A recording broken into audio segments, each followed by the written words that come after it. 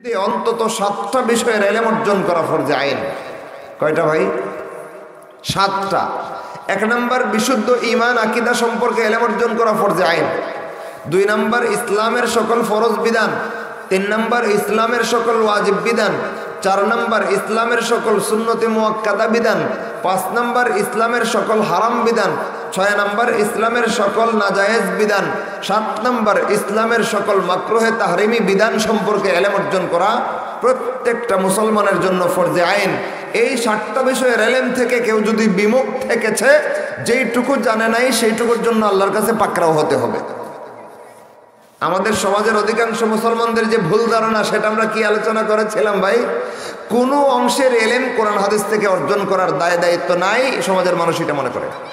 অথচ এই 7টা বিষয়ের এলেম কোরআন হাদিস থেকে আপনাকে শিখতেই হবে, অন্যথায় আপনি ইসলাম জিনিসটাকেই পালন করতে পারবেন না। সমাজের তালে তালে ইসলাম পালন করতে গেলে ইসলামকে 12টা বাজা ছেড়ে দেবেন। কিভাবে দেখেন? ইসলাম পালন করার মাপকাঠি সমাজের রেওয়াজ নয়। ইসলাম পালন করার মাপকাঠি অমুক তমুকের দেখা দেখি নয়। ইসলাম পালন করার মাপকাঠি বাপদাদার রেওয়াজ নয়। ইসলাম পালন করার মাপকাঠি অমুক পীর তমুক বুজুর্গের নির্দেশনা নয়। ইসলাম পালন করার মূল মাপকাঠি 2টা, আল্লাহর কিতাব কোরআন, আল্লাহ নবীর সুন্নাত। এর ভিতরে যদি আপনার ইসলাম পালনটা মিলে, কবুল। এর বাইরে যদি আপনার ইসলাম পালন চলে যায়, বাতিল। ফতোয়াটাও আমি দিইনি, আল্লাহ রাব্বুল আলামিন সুস্পষ্ট ভাষায় 1500 বছর আগে প্রায় এই ফতোয়া কোরআনে নাজিল করেছেন। আল্লাহ বলেন, ইয়া আইয়ুহাল্লাযীনা আমানু, হে ওই সমস্ত লোকেরা যারা ঈমান এনেছো, শোনো, আতিউল্লাহ, জীবনের সর্বক্ষেত্রে আল্লাহর আনুগত্য করো, ওয়া আতিউর রাসূল, জীবনের সব ক্ষেত্রে রাসূলের অনুসরণ করো, ওয়ালা তুবতিলু আমালাকুম, সাবধান আমার বান্দারা, জীবনের কোনো ক্ষেত্রে কোরআন আর হাদিসের বাইরে গিয়া তোমরা তোমাদের আমল বরবাদ করো না। তাইলে আমাদের ঈমান আমল, আমরা ইসলাম বলতে যা পালন করি সব কিছুর মূল মাপকাঠি কোরআন এবং সুন্নাহ। যার ইসলাম পালন কোরআন সুন্নাহর ভিতর থেকে হয়, তার ইসলাম পালন আল্লাহর কাছে কবুল। যার ইসলাম পালন কোরআন সুন্নাহর বহির্ভূত হয়, তার ইসলাম পালন বাতিল। এখন এই 7টা বিষয়ের এলেম যেই ব্যক্তি কোরআন হাদিস থেকে শিখে নাই, শিখার দরকারও মনে করতেছে না, মনে মনে ভাবতেছে 7টা বিষয় আর 14টা বিষয়, পুরা কোরআন আর হাদিস যা আছে সব আলেম ওলামারা শিখবো, শিখাইব, আমাদের কোরআন হাদিস ধরার, পড়ার, বোঝার, শেখার কোনো দরকার নেই। তাদের ঈমান আর আমলের কি দশা ধরে কয়েকটা উদাহরণ দিয়ে বুঝাই দিই, সময় কম, আলোচনা বেশি, একটু মনোযোগ দেবেন। আগে আমলের উদাহরণ থেকে শুরু করি, যেহেতু এটা নিয়ে আলোচনা চলতেছে। যেই ব্যক্তি মনে করবে যে কোরআন আর হাদিসের এলেম শিখা আমার জন্য ফরজ না, এটা আলেমের জন্য ফরজ, তার এবাদতের কয়টা বাজায় সে, কয়েকটা উদাহরণ। প্রথম উদাহরণ খেয়াল করেন, ঈদের নামাজ পড়েন তো, ঈদগাহে গেলে দেখবেন কিছু লোক এমন আছে, কিছু লোক না, বরং ঈদগাহের অধিকাংশ মুসল্লি এরকম হয়, ঈদগাহে গিয়ে দাঁড়াইছে নামাজ পড়ার জন্য, দাঁড়ানোর পরে মনে মনে আসছে যে জানাজার নামাজ আর ঈদের নামাজ কি জানি একটা গড়বড় আছে, শিখছে না, ব্যস্ত লাগবই। এখন এই ঈদের 2 রাকাত নামাজ পড়া আমাদের হানাফি মাযহাবের ফতোয়া মতে ওয়াজিব। কি বিধান ভাই? এটা ওয়াজিব, এটা নফল না, এটা মুস্তাহাব না। ঈদের 2 রাকাত নামাজ পড়া আমাদের হানাফি মাযহাবের ফতোয়া মতে ওয়াজিব। ইসলামের যত ওয়াজিব বিধান আছে, ওয়াজিব বিধানের এলেম অর্জন করা ফরজ ছিল। এই ওয়াজিব বিধানটার এলেম যদি ফরজ আঙ্গিকে সে আগে শিখে নিত, তাইলে ঈদগাহে তার সালাতের এই 12টা বাজত না। এবার দেখেন ঈদগাহে গিয়ে কি করে। এখন এই ওয়াজিব বিধানের পালনের ব্যাপারে বিধিমালা কোরআন হাদিস থেকে তার শিখা নাই, জানা নাই, এখন নামাজটা পড়বো কেমনে? সবার তালে তালে, বাইলে বাইলে, ওই যে দেখা দেখি ইসলাম, দেখা দেখি নামাজ পড়তে গেছে, গিয়া মনে মনে ভাবতেছে জানাজার নামাজ আর ঈদের নামাজ কি জানি তাকবীরের মধ্যে একটা হেরফের আছে, বুঝা পাইতেছে না, মাথায় ধরতেছে না। ইমাম সাহেব একবার 2বার বইলা দিছে যে ঈদের নামাজ এইভাবে এত এত তাকবীরের সাথে পড়তে হয়। এবার মাসালা মাসাইল যদি একজন আলেমকে উস্তাদ বানাইয়া কোরআন হাদিস থেকে শেখার সুযোগ না হয়, ঈদগাহে দাঁড়াইয়া ইমাম সাহেবের মুখ থেকে 2-1টা কথার মাধ্যমে শেখা সম্ভব? কেমনে কেমনে জানি ইমাম সাহেব কইছে সময় বুঝছিল ঠিক, ওই কইয়া যখন শেষ করছে তখন এগুলো মাথার উপর দিয়ে চলে গেছে, আর মনে নেই। এখন পড়তো কেমনে নামাজটা? ভিতরে লাগছে টেনশন, আবার কত এত টেনশন কে? দেখে দেখে পড়লাম। হ্যাঁ, আমাদের সমাজের অধিকাংশ মানুষের দিন পালন হচ্ছে দেখা দেখে ইসলাম। কোরআনের ইসলামও না, হাদিসের ইসলামও না, এগুলো আল্লাহ এবং রসুলের দেওয়া ইসলাম না। মানুষ নিজেকে মুসলমান বলে দাবি করে, হ্যাঁ ইসলাম পালনও করে, কিন্তু যে ইসলামটা পালন করে এটা না আল্লাহর কথা মতো না রাসূলের কথা মতো পালন করে, সমাজের দেখা দেখি বা মন গড়া। এবার দেখেন সমাজের দেখা দেখি ইসলাম পালন করতে গেলে ইসলামের কয়টা বাজে? হে ঈদের নামাজ কোরআন হাদিস থেকে শিখে নেই, এবার পড়তে হবে সমাজের মানুষের দেখা দেখি, বাস দেখা দেখি ইসলাম সে বাস্তবায়ন করবে ঈদগাহের মাঠে। এই বাবরা মাথায় আসার সাথে সাথে চিন্তা করলো, দেখে দেখে যখন পড়বো তখন আর নিজের চিন্তা নাই, একটু ডানে বামে তাকাইতে। তো কাতারে দাঁড়াইছে, ইমাম সাহেব দিছে প্রথম তাকবীর, বাম দিকে তাকাইছে, আর চোখে তাকায় দেখে বাম দিকের লোক হাত তুললা সাইরা দিছে, তো হেও সারছে সাইরা সেরা মনের মধ্যে একটা দুনুচুনু কাজ করতেছে। দুনুচুনু বোঝেননি আমাদের হবিগঞ্জের আঞ্চলিক ভাষা। মনের মধ্যে একটা কৌতূহল কাজ করতেছে যে এই যে হাত সাইরা দিলাম এটা ঠিক হইলো না ভুল হইলো কেমনে বুঝবো, যে এটারে ফলো করতেছি হেও তো আমার মতোই। টেনশন মাথায় কিন্তু আরেকটা ঢুকছে যে আমি যে একজনের দেখা দেখি পড়তেছি হেডটা যদি ভুল হয়। এবার ডান দিকে আর চোখে তাকাইছে, তাকায় দেখে মাদ্রাসার ছাত্র একটা খারাপ, পাইছি রে হেডটা ঠিক হইব, হে মাদ্রাসার ছাত্র মনে পারে। এখন চাইছে যতক্ষণে ততক্ষণে দেখে হের হাত বান্ধা। আরে এটা কি করলি, আমি তো এতক্ষণ ধরে সাইডে রয়েছি, দিয়ে হাত বান্ধা থুইছে, সানা পড়তে হবে না। এখন এইটা দিকে মাথায় ঢুকছে যে হাত সারণ যাব না, সাইরে ভুল করছে। যতক্ষণে এটা এর মাথায় ঘুরপাক খাইতেছে ততক্ষণে ইমাম সাহেব দিছে এক্সট্রা তাকবীরের প্রথম তাকবীর আর নামাজের দ্বিতীয় তাকবীর। এবার হাত ছাড়া লাগবে না বান্ধা লাগবে? এটা বেশি তাকবীর, হাত ছাড়া লাগবে তো। কিন্তু এর মাথায় ঢুকছে যে মাদ্রাসার ছাত্ররা দেখছি হাত বান্ধা সারণ যাব না, জাস্ট হাত বাঁধতে হইব। আর তাকাতাকি নাই, ডানে বামে আর দেখা দেখি নাই, বাস বুঝালাইছি ইসলাম, বুঝালাইছি বাস, দেখে দেখে ইসলাম আমি শিক্ষালাইছি। এখন কেমনে পড়বো? ওই বাচ্চা দেখছি বাস আমি হাত বাঁধবো। এখন ইমাম সাহেব যখন দ্বিতীয় তাকবীর দিছে হাত বান্ধা সেরে নিজের হাতের দিকে যখন তাকাইছে, তাকাইলে ডানে বামে কিছু নজরে আসে না, কেমন জানি লাগতেছে মাদ্রাসা ছাত্রটা হাত ছাইড়ে দিল নাকি রে। এখন আবার একটু আর চোখে তাকাইছে, তাকায় দেখে রে এটা আগে বানলে এখন ছাড়ে দিলে, এটা কি করবে? এখন ধরে আর ছাড়ে করেন এরকম। হ্যাঁ নামাজের কয়টা বাজাইছে ভাই? 12টা বাজাইছে। কেন?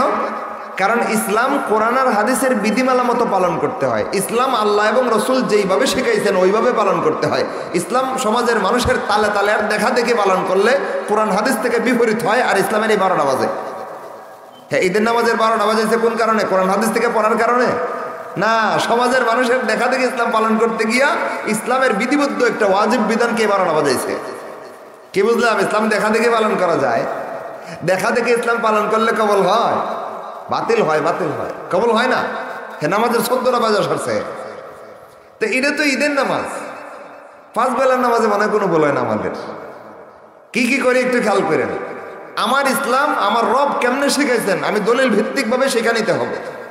আমার ইসলাম আমার রসুল কেমনে শিখাইছেন, রসুলের সিদ্ধান্ত মতো, রসুলের শরীয়ত মতো শিক্ষা নিতে হবে আমাকে। কিন্তু কোরআন আর হাদিসের উদ্ধৃতি ছাড়া, দলিল ছাড়া, আল্লাহর কথা ছাড়া, রসুলের সুন্নত ছাড়া, রসুলের শরীয়ত ব্যবস্থা ছাড়া সমাজের দেখা দেখি ইসলাম পালন করতে গেছেন তো বাতিল হয়েছে, মন গড়াভাবে ইসলাম পালন করতে গেছেন তো বাতিল করছেন। এবার আসেন মন গড়া ইসলাম পালনের আমরা কি করি দেখি সমাজে। ঈদের নামাজ ওয়াজিব, ঠিক আছে, বছরে 1-2 বার আসে। 5 বেলার নামাজ দৈনিক 5 বার আসে না? এত বড় একটা ফরজ বিধান, নামাজের চাইতে বড় ফরজ শরীয়তে আর কি কি আছে? ইমানের পরে সর্বপ্রথম রাসূলুল্লাহ সাল্লাল্লাহু আলাইহি ওয়াসাল্লাম ইসলামের 5টা ভিত্তি শিক্ষা দিতে গিয়া প্রথমেই ইমানের কথা বলেছেন, এরপরেই সালাতের কথা বলেছেন। তো এত বড় নেকামল সালাত, যেটার স্থান ইমানের পরেই সবার আগে। হাসরের মাঠে আল্লাহ রাব্বুল আলামিন যত আমল নামার হিসাব কিতাব নেবেন সবার আগে নেবেন সালাতের হিসাব। সেই সালাত আমরা কিভাবে পড়ছি একটু খেয়াল করেন। কোরআন হাদিস শিক্ষা না, মন গড়া কেমনে পড়তেছি খেয়াল করেন। একবার আমি গেলাম এক বন্ধুর মসজিদে দেখা করার জন্য, সাথে আমার এক সফর সঙ্গী ছিল।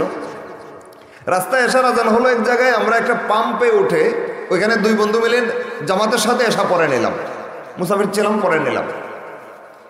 যতক্ষণে বন্ধুর মসজিদে গিয়ে পৌঁছাইছি ততক্ষণে বাজে 9:15 গিয়া দেখি তার ওইখানে সালাত 9টায়, এটা একটা মাদ্রাসার মসজিদ, তো তারা 9টায় এশার সালাত পড়ে।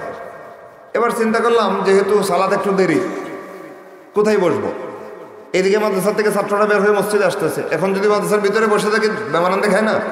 আমরা যদি সালাত পরে আসছি সবাই তো এটা বুঝবে না, সবাই বুঝবে সালাত মসজিদে হচ্ছে, ওনারা এখানে বসে গেছে। তো গেলাম মসজিদে, একবার নিয়ত করলাম যে ইক্তিদাউল মুতানাফিল খালফাল মুফতারিজ করব, ফরজওয়ালার পেছনে নফলওয়ালার ইক্তিদা করব। আবার কই না, ইক্তিদা করতে গেলে আমি নফলের সব পাইব, কিন্তু মানুষগুলো সালাত কেমনে পড়ে এটার অভিজ্ঞতা আমার হবে না। এবার আমি কাতারের এক মাথায় বসে রইলাম পিছনে। যখন সালাত শুরু হয়েছে তখন সর্বশেষ কাতারে ডান দিকে যে লোকটা দাঁড়াইছে তার ডান পাশে গিয়ে আমি উঠে গিয়ে বসলাম। চুপচাপ বসে রয়েছি, বসে তার চেহারার দিকে তাকালাম। চুপচাপ দাঁড়ায় রয়েছে, ঠিক আছে, ইমাম সাহেব কেরাত করতেছে, সে চুপচাপ থাকার ওই কথা। যখন রুকুতে গেল দেখলাম লোকটার ঠুট দুইটা খাড়া বন্ধ। রুকু করছে ঠুট খাড়া লইয়া, ঠুট বন্ধ মানে মুখ বন্ধ, মুখ বন্ধ লইয়া রুকু দিছে। কিছু বুঝতেছেন নেই? রুকুর তাসবিহ কয়বার সুন্নাত? সর্বনিম্ন সুন্নত পালন করতে হলে 3 বার পড়তে হবে, এর নিচে সুন্নত হয় না। অন্তত একবার যদি না পড়ছেন, রুকু বাদ নামাজ বাদ, ফরজ একবার পড়তেই হবে। একটা বারও পড়ে নাই, চুপচাপ মুখ যে খাইটটার উপর গেছে, খাইটটার উপর থেকে উঠছে। এবার সেজদাত গেছে, আমি তো হতভম্ব, কিরে একটা বার তাসবিহ বলে নাই, নামাজটা কি পড়তেছে? এটা নামাজ পড়তেছে না নাটক করে? সেজদায় গেছে, মুখ খাড়া, 2টা সেজদা দিছে, একটা বার সে ঠুট 2টা ভাগ করলো না, মুখ বন্ধ। একবারে নামাজের শেষ পর্যন্ত ফলো করলাম, একটা তাসবিহ তাহলিল দোয়া দরুদ কিচ্ছু বললো না, মুখ খাইটটা থুক্কু দিয়া সুন্দর করে মুখ তালা দিয়ে থুক্কু দিয়ে বইয়া সালাত করছে। সালাতের পরে সুন্দর করে লম্বা এক দোয়াও দিছে, মাশাআল্লাহ। নামাজটা খুবই আল্লাহর কাছে কবুল হয়েছে না বাতিল? কেন? এ মন গড়ার মধ্যে সালাত পড়ছে তো, হে মনে মনে ভাবছে যে মসজিদে গিয়ে ইমাম সাহেবের পিছনে উঠবস করলেই সালাত হয়। আসলে সালাত এভাবে হয়? সালাত পড়তে হলে কিছু না কিছু তাসবিহ তাহলিল, কিছু না কিছু দোয়া দরুদ আপনাকে জানতেই হবে, কিছু সূরা কেরাত শিখতেই হবে। সূরা কেরাত দোয়া দরুদ ছাড়া সালাত হয় না, এই কথাটা পর্যন্ত শিকার সৌভাগ্য তার হয় নাই।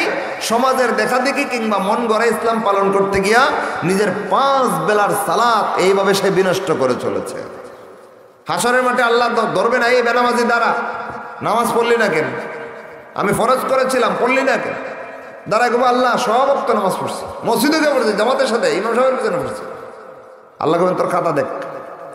এখন ডান কাদের ফেরেস্তা নেকামল লেখে, ওই খাতায় তাকায় দেখবো একটা অক্ত সালাত লেখা নাই।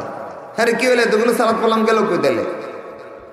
তখন আল্লাহ রাব্বুল আলামিন তাকে অনুভূতি দিয়ে দিবেন যে কোন জায়গায় ত্রুটি করছে।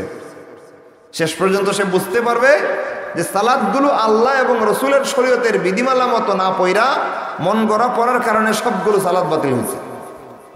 এবার হাসরের মাঠ থেকে আর নাজাতের কোনো ব্যবস্থা আছে? তাইলে এইভাবে আমাদের সমাজের অধিকাংশ মুসলমান কোরআনের হাদিস থেকে আমার ইসলামটাকে যাচাই করে পালন করতে হবে, এটার ন্যূনতম বোধগম্যতা রাখে না, ন্যূনতম কল্পনাও করে না যে আমি ইসলাম নামে যেই ধর্মটা পালন করতেছি এটার ঠিকানা সমাজের মানুষের রেওয়াজ নয়। আমি ইসলাম নামে যে দিনটা পালন করতেছি এই দিন শিখার ঠিকানা কোনো ব্যক্তি বিশেষ নয়। এই দিন পালন করার নীতিমালা কোনো দল বিশেষ নয়। এই দিন পালন করার নীতিমালা বাপদাদা ফরদাদার নীতিমালা রেওয়াজ নয়। এই দিন পালন করার অনিবার্য নীতিমালা হচ্ছে আল্লাহর দেওয়া কোরআন, আল্লাহ নবীর সুন্নাত, আল্লাহ নবীর শরীয়ত। কল্পনাও করে না। ফলে নিজেকে ভালো একজন মুসলমান কল্পনা করে, কিন্তু আল্লাহর কাছে তার ইসলাম পালন গ্রাহ্য হয় না, কারণ তার ইসলাম পালন না আল্লাহর কথা মতো হয় না রসুলের দেখানো সিস্টেমে হয়। দিন শেষে তার ইসলাম পালন আল্লাহর কাছে বাতিল হয়ে যায়। সব বিপত্তির মূল কারণ কোরআন এবং হাদিস থেকে ইসলামকে শিখতে না চাওয়া। রাসূল সাল্লাল্লাহু আলাইহি ওয়াসাল্লাম যে বিষয়টাকে ফরজ হিসেবে উল্লেখ করেছেন, রসুল বলেন তলবুল ইলমি ফারিদাতুন আলা কুল্লি মুসলিম, দ্বীনের ইলম অর্জন করা প্রত্যেকটা মুসলমানের জন্য ফরজে আইন।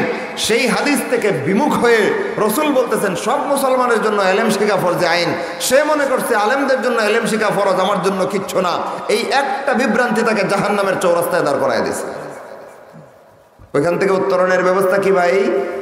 আমাদের জীবনে ইসলাম নামক ধর্মের যত বিধিবিধান ইমানগতভাবে আমলগতভাবে পালন করে থাকি, কোরআন হাদিসের মতো করব না সমাজের তালে তালে, ইসলামী শরীয়তের দলিলের ভিত্তিতে নাকি মন গড়া? ইসলামী শরীয়তের দলিলের ভিত্তিতে পালন করতে হবে। এবার আপনার ইসলাম পালন সঠিক হচ্ছে না ভুল হচ্ছে, যদি কোরআন হাদিসের জ্ঞান অর্জন করা থাকে সেই স্কেল দিয়ে মাইপে ফেলতে পারবেন যে আমার ইসলাম পালন ভুল হচ্ছে বা সঠিক হচ্ছে। কিন্তু কোরআন হাদিসের ন্যূনতম জ্ঞানটুকু যদি আপনার অর্জন করা না থাকে, অন্তত 7টা বিষয়ের এলেম যদি আপনার অর্জন করা না থাকে, আকীদা বিষয়ের এলেম, ফরজ ওয়াজিব সুন্নতে মুআক্কাদা, হারাম নাজায়েজ মাকরুহ তাহরিমি, অন্তত এই 7টা বিষয়ের এলেম যদি কোরআন হাদিস থেকে আপনার জানা না থাকে, আপনার আমল ঠিক হচ্ছে না বেঠিক হচ্ছে সেটাও বুঝতে পারবেন না, ঈমান কবুল হচ্ছে না বেঈমান হয়ে বসে আছেন সেটারও খবর থাকবে না। ইসলাম যে 2টা বিষয়ের সমন্বয়ে আমরা পালন করে থাকি, 2টা বিষয়ের একটার নাম ঈমান আর একটার নাম আমল, একটার নাম ঈমান আর একটার নাম, এই 2টার সমন্বয়ে ইসলাম পালন করা হয়। যে ব্যক্তির জীবনে ঈমান আছে আমল নাই, সে বেশি দিন ঈমানদার থাকতে পারবে না, কাফের হয়ে মরবে। যে ব্যক্তির জীবনে আমল আছে ঈমান নাই, তার জীবনে কিচ্ছু নাই, তার সারা জীবনের টনের টন নেক আমলের কোনো দাম আল্লাহর কাছে নাই। কথার কথা বললাম, নেক আমলের টন টন হয় না। যত বড় নেক আমলওয়ালা সে নিজেকে মনে করুক না কেন, মনে করুক যে সারা পৃথিবীর সবচেয়ে বড় বড় নেক আমল জমা করে ফেলেছে, কোনো না কোনো কারণে যদি ঈমান নষ্ট হয়, তার এই হাজার হাজার নেক আমলের 4 পয়সার কোনো দাম আল্লাহর কাছে নাই। কেন? কারণ ঈমান আমল কবুলের পূর্ব শর্ত। এখন এইটা বুঝবো কেমনে? সমাজের মানুষের রেওয়াজে তো এই কথাটা প্রসিদ্ধ নয়। সমাজের মানুষের রেওয়াজে আছে আমি আমল ঠিক করব, ঈমান যে ঠিক করা পূর্ব শর্ত, এটা সমাজের অধিকাংশ মানুষ জানে না। হ্যাঁ, সত্য কথা, আপনারা নামাজ ভঙ্গের কারণ জানেন, কি করলে রোজা ভেঙে যায় কম বেশি সবাই জানেন। যে লোকটা জীবনে ভুলে কোনোদিন রোজা রাখে না, হেও জানে কি করলে রোজা ভেঙে যাবে, জানে না? যদি জিজ্ঞেস করে উজু কেমনে ভাঙে, যে বাচ্চারা বসে আছে এরা বলতে পারবে। অথচ বিলাখের এগুলো আমল, এগুলো কি ভাই? আমল। কিন্তু যেই ঈমান ঠিক না থাকলে এই সালাত কবুল হবে না, যেই ঈমান ঠিক না থাকলে এই রোজা কবুল হবে না, যেই ঈমান ঠিক না থাকলে ওই হজ কবুল হবে না। সেই ঈমান আমাদের ঠিক আছে না নষ্ট হয়েছে, ঈমান ভঙ্গের কারণগুলো পর্যন্ত আমাদের সমাজের মানুষ জানে না। তো ঈমান সম্পর্কে বকলম এলেম অর্জন না কইরা সারা জীবন আমল দিয়ে সাজাইলে এই আমলের 4 পয়সার দাম আছে আল্লাহর কাছে? কোনো দাম নাই। এজন্য সমাজের রেওয়াজ থেকে যদি ইসলাম শিখতে গেছেন, আপনার ইসলাম নিঃসন্দেহে কোরআন হাদিস থেকে বিমুখ হয়ে জাহান্নামের চৌরাস্তায় আপনাকে দাঁড় করাই দেবে। ইসলাম শিখার ঠিকানা সমাজের রেওয়াজ নয়, ইসলাম শিখার ঠিকানা বাপদাদার নীতিমালা নয়, ইসলাম শিখার ঠিকানা অমুক তমুকের কথা, অমুক ব্যক্তি তমুক দলের উদ্ধৃতি নয়। ইসলাম শিখার মৌলিক ঠিকানা কোরআন এবং সুন্নাহ। যার যেটুকু মিলবে তার সেইটুকু কবুল, যার যেটুকু মিলবে না আল্লাহর ফতোমতে সেইটুকু বাতিল। এবার আসেন, আমাদের সমাজের মানুষ আমল পালন করে কোরআন হাদিস বহির্ভূত। একটু আগে 2টা দৃষ্টান্ত আলোচনা করলাম, এই আমলগুলো কবুল না বাতিল? কেন? কারণ কোরআন হাদিস মতো করছে, হয়তো সমাজের দেখা দেখি করছে, নয়তো মন গড়া করছে, যে কারণে বাতিল হয়ে গেছে। এই আমলগুলোর চাইতে আরো গুরুত্বপূর্ণ জিনিস হচ্ছে ঈমান। যে 2টা বিষয়ের সমন্বয় ছাড়া ইসলাম হয় না, এর প্রথমটা ঈমান, দ্বিতীয়টা আমল। এই কথাটাও আমাদের মন গড়া বানানো নয়, এটা আল্লাহ রাব্বুল আলামিন কোরআনে বহু আয়াতে নাজিল করেছে। যেমন দেখেন সূরাতুল বাকারার শুরুর দিকে আল্লাহ রাব্বুল আলামিন বলেন, ওয়াল্লাযীনা আমানু ওয়া আমিলুস সালিহাতি উলাইকা আসহাবুল জান্নাতি হুম ফিহা খালিদুন। আল্লাহ বলেন, যারা ঈমান এনেছে আর নেক আমল করেছে তারা জান্নাতের অধিবাসী হবে, চিরকাল জান্নাতে থাকবে। তাহলে আল্লাহর কাছে জান্নাত পাওয়ার জন্য শুধু আমল করলেই চলবে, ঈমান আছে না নাই খবর নেওয়ার কোনো দরকার নাই? না, দরকার আছে। আল্লাহর কাছে জান্নাত পাইতে হলে শুধু বিরাট বড় ইমানদার সাজলেই চলবে, আমি মারিফতের লোক, নামাজ কালাম কিচ্ছু লাগে না, আমার ইমান ঠিক, ইমান এসে আর ভাল নয়। আসেনি কিছু লোক এরকম স্লোগান দেয়, ল্যাংটা শাহ, খেতাশা, জটাশা, বদনাশার দরবারে যারা বেশি দৌড়ায়, ওই শয়তানি দরবারগুলো থেকে এসে কুফুরি ফতোয়া ডেলিভারি দেয়। কয় রে নামাজ না পড়লে কি হয়েছে, আমার ইমান ঠিক আছে, আমি মারিফতের লোক। কয় না কিছু লোকে নামাজ না পড়লে হের ইমান ঠিক থাকে না, নষ্ট হয়, এটা তো হের ফতোয়ায় ঠিক হবে না। নামাজ যেই আল্লাহ এবং রসুলের শরীয়তের বিধান, সেই আল্লাহ এবং রসুলের কথাই নামাজের ক্ষেত্রে চূড়ান্ত। সেখানে রসুল পরিষ্কার বলে দিয়েছেন, মান তারাকাহা ফাকাদ গাফার। ইসলামে একটা ফরজ বিধান রয়েছে, যেই ফরজ বিধান সালাত, যেটার মাধ্যমে আল্লাহ মুমিন বেদিনের মধ্যে তফাৎ বিধান করেন। ইন্নাল আহদাল্লাযী বাইনানা ওয়া বাইনাহুম আস-সালাহ, নিশ্চয়ই মুমিন বেদিনের মধ্যে তফাৎ বিধানকারী একটা অঙ্গীকার হচ্ছে সালাত। আল্লাহর রসুল বলেন, ফামান তারাকাহা ফাকাদ কাফার, যে ব্যক্তি স্বেচ্ছায় সজ্ঞানে ঠান্ডা মাথায় সালাত ছাড়তে ছাড়তে অভ্যস্ত হয়ে যাবে। এই হাদিসের অনেকগুলো ব্যাখ্যা আছে, এর মধ্যে জমহুর মুহাদ্দিসিনে কেরামের ব্যাখ্যা হলো, অভ্যাসগত বেনামাজি ঈমান নিয়ে মরতে পারে না, কাফের হয়ে মরে। তাহলে নামাজ একটা ঈমান না আমল? ঈমানকে শামিল করে, কিন্তু সরাসরি সম্পর্কটা আমলের সাথে। নামাজ একটা আমল, এই আমল যদি ঠিক না রাখে তাহলে ঈমান নষ্ট হয়ে যাচ্ছে। ফতোয়া কার? রসুলের ফতোয়া। পরিষ্কার হাদিস, রসুল বলতেছেন যে ব্যক্তি অভ্যাসগত বেনামাজি হবে সে ইমান নিয়ে থাকতে পারবে না, কাফের হয়ে তারপরে মরবে। তাইলে বোঝা গেল ইমানের সাথে আমলের সমন্বয় না থাকলে ইমান ঠিক থাকে না, নষ্ট হয়ে যায়। ওই লাল শালু কেতাসা বদনাশা জোটাসার দরবারের ভণ্ডমুড়িদে কি কয় নামাজ না পড়লেও বলে হের ইমান ঠিক থাকে। রসুল বলেন নামাজ না পড়লে ইমান ধ্বংস হয়ে কাফের হয়ে মরে, আর হে কয় নামাজ না পড়লেও হে মারিফতের লোক ইমান ঠিক থাকে। এবার রসুলের ফতোয়া বেশি গুরুত্ব দিয়ে মানবেন না এই ভণ্ডের ফতোয়া মানবেন। যে ব্যক্তি ভণ্ডের ফতোয়ার তলে পড়বে হে শয়তানের গোলাম হবে। রসুলের ফতোয়া যে মানবে সে রসুলের উম্মত হবে। তাহলে আমরা রসুলের উম্মত কার ফতোয়া মানবো ভাই? কেতাসা জটাসার ফতোয়া? আমরা মানবো রসুলের ফতোয়া। তো রসুল বলেছেন আমলের সমন্বয় ছাড়া ইমান ঠিক থাকে না, সালাত না বললে ইমান ঠিক থাকে না, মানুষ কাফের হয়ে মরে। তাহলে বোঝা গেল ইমানের সাথে আমলের সমন্বয় ছাড়া আল্লাহর কাছে জান্নাত পাওয়া যায় না। আল্লাহর কাছে জান্নাত পাইতে হলে আগে ইমান পরে আমল, দুইটা জিনিসের সমন্বয় অবশ্যই আপনার জন্য লাগবে। কেউ যদি আমল ঠিক করে ইমানের খবর রাখে না, সে যদি বেঈমান হয়ে মরে চিরস্থায়ী জাহান্নামে যাবে। কেউ যদি ইমান ঠিক রাখে আমল ঠিক রাখে না, আমল নষ্ট হওয়ার কারণে ইমান ধ্বংস হয়ে কাফের হয়ে মরবে, সেও চিরস্থায়ী জাহান্নামে যাবে। সুতরাং শুধু ইমান বা শুধু আমল আল্লাহর কাছে জান্নাত পাওয়ার ব্যবস্থা নয়। আল্লাহর কাছে জান্নাত পাওয়ার অনিবার্য ব্যবস্থা হচ্ছে আগে ইমান তারপরে আমল, দুইটা সমন্বয় ঘটানো। রাজি আছি তো আমরা ইনশাআল্লাহ?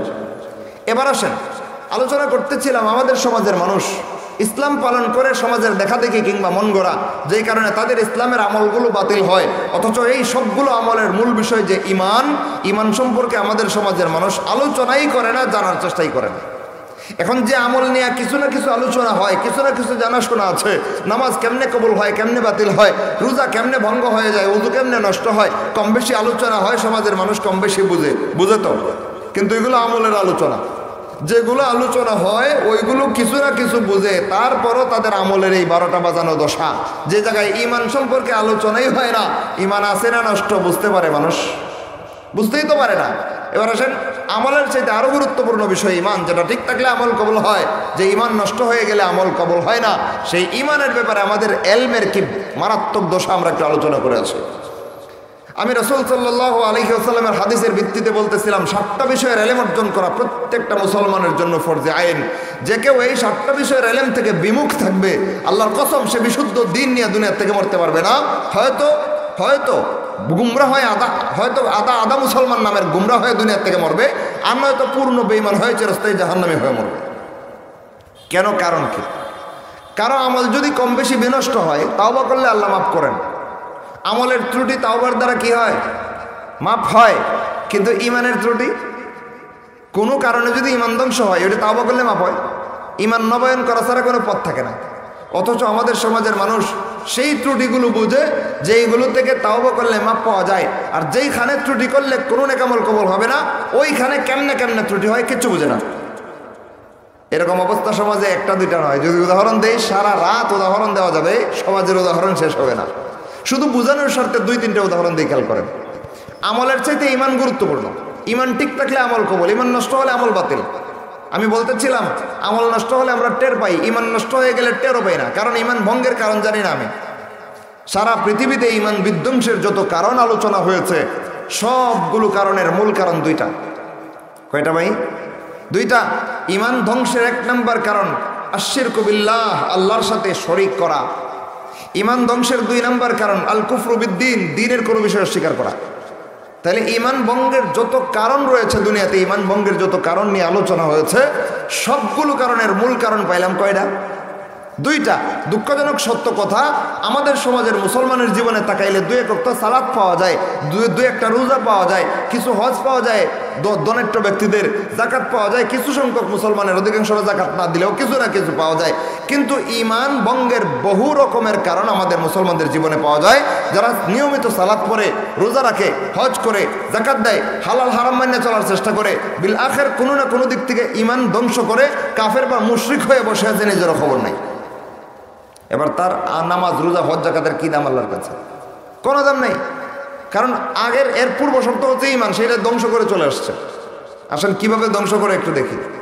ইমান বিধ্বংসের মৌলিক কারণ 2টা, শিরিক এবং কুফর। সমাজের রন্ধ্রে রন্ধ্রে, রাষ্ট্রের রন্ধ্রে রন্ধ্রে, বিশ্বের আকাশে বাতাসে সবখানে মিশে আছে। আপনাকে আমাকে সতর্ক থাকতে হবে যাতে করে কোনো রকমের কুফর আর শিরিক আমার ইমানকে ধ্বংস করে না দেয়।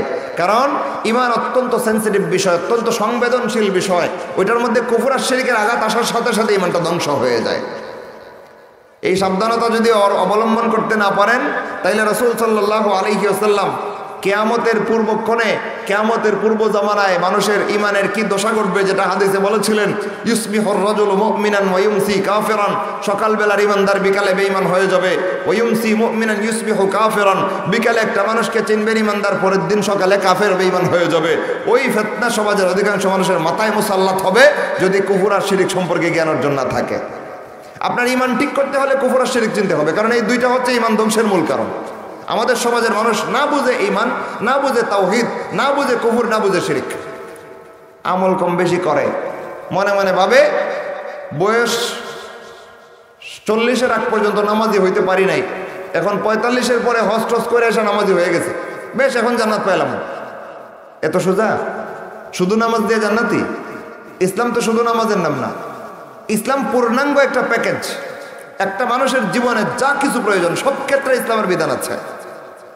ইসলাম পূর্ণাঙ্গ একটা জীবন বিধান, যারা 2-4টা বিধানের সমন্বয়ের নাম না।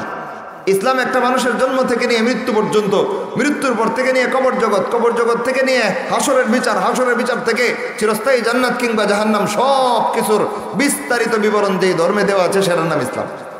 এবার আপনি যদি মনে করেন শুধু নামাজ পড়লাম আর 2-1 বছর হজ করছি, বাস আমি বিরাট বড় ধার্মিক মুসলমান, জান্নাতি হয়ে গেছি, আপনি বোকার স্বর্গে বাস করছেন। ইসলাম 2-1টা বিধানের নাম না, সারাটা জীবনে ইসলামের বিধান রয়েছে। এবং ইসলামের যত বিধান রয়েছে সবগুলো বিধানের মূল বিধান হচ্ছে ইমান। ইমান ঠিক, আমল কবুল, ইমান নষ্ট, আমল বাতিল। কিন্তু আমাদের জীবনের ইসলাম চর্চা যা কিছু আপনার জীবনে আপনি পর্যবেক্ষণ করে দেখবেন, অধিকাংশ বিষয়, প্রায় সবগুলো বিষয় আমল কেন্দ্রিক। ইমান আছে না নাই ওইটারও ইলম নাই, জ্ঞান নাই আমাদের। অথচ আমি বলেছিলাম তলাবুল ইলমি ফারিদাতুন আলা কুল্লি মুসলিম, দ্বীনের ইলম শিক্ষা করা প্রত্যেকটা মুসলমানের জন্য ফরজে আইন। যে হাদিস রাসূল বলেছেন, ওই হাদিসের ভিত্তিতে সর্বপ্রথম যেই ফরজটা আমাদের উপরে আল্লাহর পক্ষ থেকে এসেছে সেটা হচ্ছে ঈমান আকীদা সম্পর্কে ইলম অর্জন করা। ওইটা না থাকায় আমাদের জীবনের ঈমান আকীদার দশাটা কি ঘটছে আসেন সমাজে আর রাষ্ট্রে একটু বিশ্লেষণ করে আলোচনা শেষ করে দিই, মাগরিবের সময় কাছাকাছি চলে আসছে। শিরক আর কুফর দুইটা জিনিস ঈমান খেয়ে ফেলে। কি করে? ঈমান নষ্ট করে দেয়। শিরক আর কুফর, এই শিরক আর কুফরের 4টা উদাহরণ দেই, সমাজেও আছে, রাষ্ট্রেও আছে। দেখেন সমাজের প্রচলিত কিছু শিরক, একটা শিরক পেশ করে খেয়াল করেন। আমাদের সমাজে কিছু মুসলমান এমন আছে যারা আল্লাহর কাছে সন্তান চায় না, সন্তান চায় গিয়ে মাজারে, আছে নি?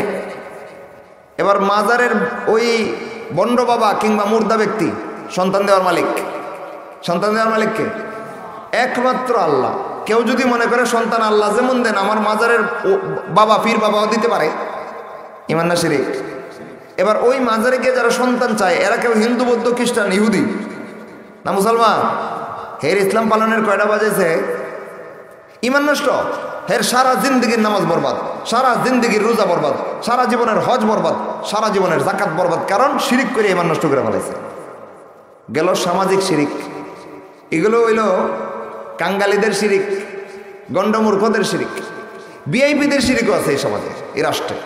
বলবো ধারণ করতে পারবেন তো? আবার এখানে অনেক জায়গায় এই সমস্ত উদাহরণ দিলে আবার সবাই ধারণ করতে পারে না।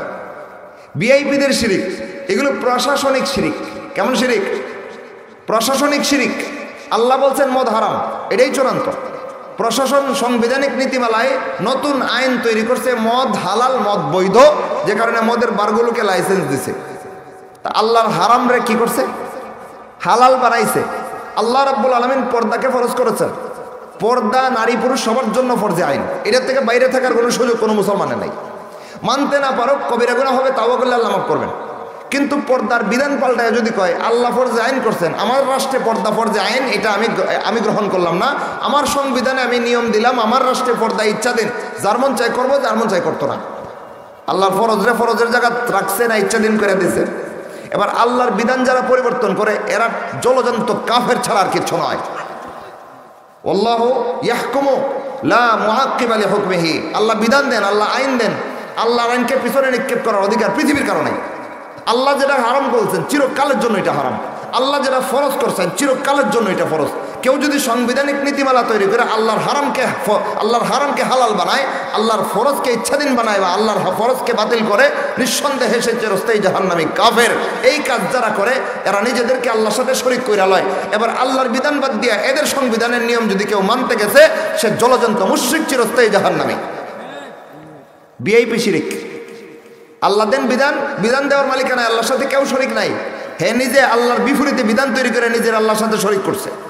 সুতরাং বিধান তৈরি করার বেলায় আল্লাহর সাথে যারা বার্গেটিং করে, আল্লাহর সাথে যারা কাউন্টারিং করে, আল্লাহর প্রতিপক্ষ হয়ে যারা বিধান তৈরি করে এরা তাগুত কাফের। আর এদের বিধান যারা অনুসরণ করে এরা চিরস্থায়ী জাহান্নামী মুশরিক।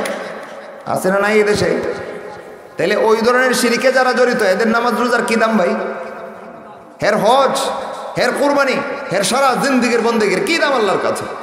কারণ শিরিক করে বসে আছে, চিরকালের সব নেকামল বরবাদ। এটা গেল শিরিকের উদাহরণ। আজানের সময় কাছাকাছি অনেক জায়গায় হয়ে যাচ্ছে, হয়তো 1 মিনিট। কুফুরের একটা উদাহরণ বুঝেন।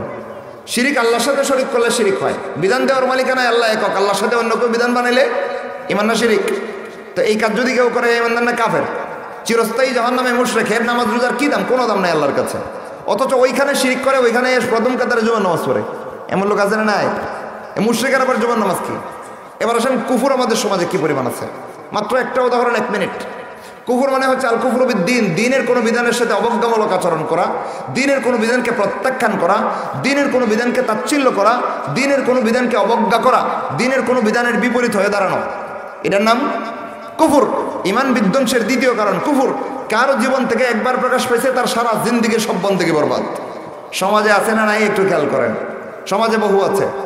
এক নারীকে পর্দা করার জন্য তারকে নির্দেশ দেওয়া হলো যে হে মেয়ে, তুমি যুবতী হয়েছো, তোমার পর্দার বয়স হয়েছে, এখন থেকে তোমার সৌন্দর্য পরপুরুষ দেখলে যে অংশ দেখে পরপুরুষ মজা নেবে সেই অংশ আল্লাহ জাহান্নামে পোড়াবেন, তুমি পর্দায় আসো।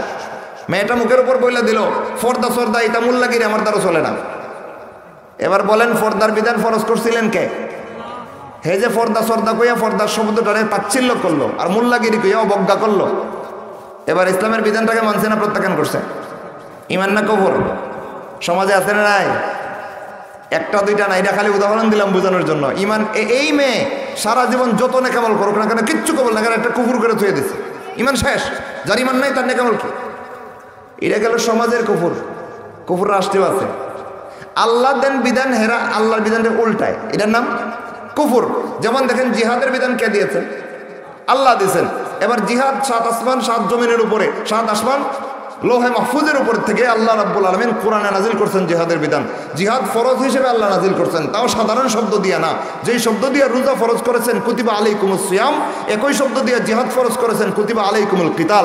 সুতরাং মুসলমান বলতেই জিহাদ গ্রহণ করতে হবে। মুসলমান বলতেই জিহাদকে ইমানের সাথে জড়ায় রাখতে হবে। যে জিহাদ গ্রহণ করে সে ইমানদার, যে বিরুদ্ধে দাঁড়ায় সে কাফের। কথা পরিষ্কার? এবার রাষ্ট্রীয়ভাবে খেয়াল করলে দেখবেন যে বা যারা যেখানে জিহাদের কথা বলে তাদের নামে জঙ্গি মামলা দেয়নি। যে বা যারা যেখানে জিহাদের বই পুস্তক পড়ে এটা বলে জঙ্গিবাদী বই। যে বা যারা যেখানে জিহাদের ট্রেনিং করে এটা বলে জঙ্গিফোনা।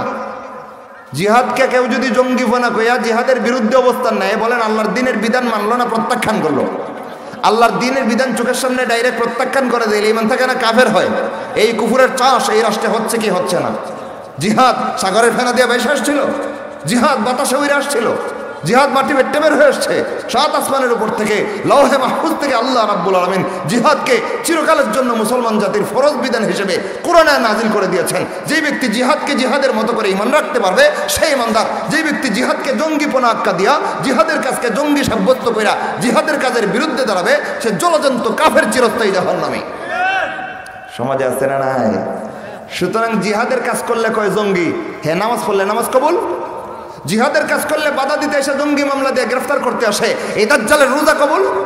জিহাদের বই পড়লে জঙ্গিবাদী বই পাওয়া গেছে কয়ে গ্রেফতার করতে হয়রানি করতে আসে, এই শয়তানের হজ কবুল। সুতরাং এই সমস্ত শয়তানদের জলজন্ত কুফুরের চাষ যে রাষ্ট্রে হয়, এই শয়তানদের জলজন্ত হাজারটা শিরিকের মহড়া যেই সমাজের রন্ধ্রে রন্ধ্রে হয়, সেই সমাজের মুসলমান আমল ঠিক করে লাভকে যদি ইমান বিধ্বংস হয়ে যায়। এবার আসেন কোরআন আর হাদিসের মতো করে যদি ইমানারা বল না সাজানো যায়, ইমানটা ঠিক থাকে না নষ্ট হয়, খবর থাকে মুসলমানের। ওই জিহাদের বিধানকে যে দাজ্জাল আর শয়তানগুলো জঙ্গিপনা টেরোরিজম বলে আখ্যায়িত করছে, সেই শয়তানগুলোকে আমরা হজের নাটক করতে দেখি, সেই শয়তানগুলোকে জুমার দিন নামাজের প্রথম কাতারে আমরা দেখি। হের নিজেরও খবর নাই হের নামাজের আল্লাহর কাছে কোনো দাম নাই, হের নিজেরও খবর নাই তার হজের আল্লাহর কাছে 4 পয়সার কোনো দাম নাই। কারণ আল্লাহর বিধানকে জঙ্গিপনা আখ্যা দিয়া, আল্লাহর দ্বীনের বিধান জিহাদকে আল্লাহর সমাজ থেকে, আল্লাহর জমিন থেকে উৎখাত করার শয়তানি পায় তারা লিপ্ত হয়েছে। একটা কুফুরের কারণে তার সারা জিন্দগি সবটা কেবল বরবাদ। বোঝা গেল ইমানকে কোরআন হাদিস থেকে না শিখলে ইমান আছে না নাই টের পাওয়া যায়। এতক্ষণের আলোচনার সার কথা কি বুঝলাম? আমার ইসলাম আমি সাজাবো সমাজের তালে তালে বা মন গড়া ভাবে। কিভাবে সাজাবো? আল্লাহ এবং রসুলের কথা মতো, ইসলামী শরীয়তের বিধিমালা মতো আমার ইমান আমল সব কিছু সাজাইতে পারলে আল্লাহর কাছে আমার ঠিকানা আল্লাহ নিজে ঘোষণা করেছেন জান্নাত। আমরা জান্নাতে যেতে চাই তো? তাহলে আমাদের ইমান এবং আমল সাজাবো সমাজের তালে তালে বা মন গড়া। কিভাবে ভাই? আল্লাহর দেওয়া কোরআন, যেই কোরআন মানব জাতির সবাইকে সহজ সরল রাস্তা দেখায়, সেই কোরআনের মতো করে নিজের জীবন সাজাবো এবং আল্লাহ নবী সাল্লাল্লাহু আলাইহি ওয়াসাল্লামের সুন্নাহ, আল্লাহ নবী সাল্লাল্লাহু আলাইহি ওয়াসাল্লামের শরীয়ত ব্যবস্থার মাধ্যমে আমাদের জীবনের পোষণ করা সবগুলো আকীদা, পালন করা সবগুলো আমল আমরা সাজাবো। তাহলে আমাদের ঠিকানা আল্লাহ রাব্বুল আলামিন জান্নাতে বরাদ্দ করে দেবেন। এতক্ষণের আলোচনায় দিন শিকার গুরুত্ব সম্পর্কে আমরা যা কথা বললাম কোরআন হাদিস থেকে, সবগুলো কথা আল্লাহ আমাদেরকে ঠিকমতো বুঝার আমল করার তৌফিক দান করেন। ওয়া আখিরু দাওয়ানা আনিল হামদুলিল্লাহি রাব্বিল আলামিন। সুবহানাকাল্লাহুম্মা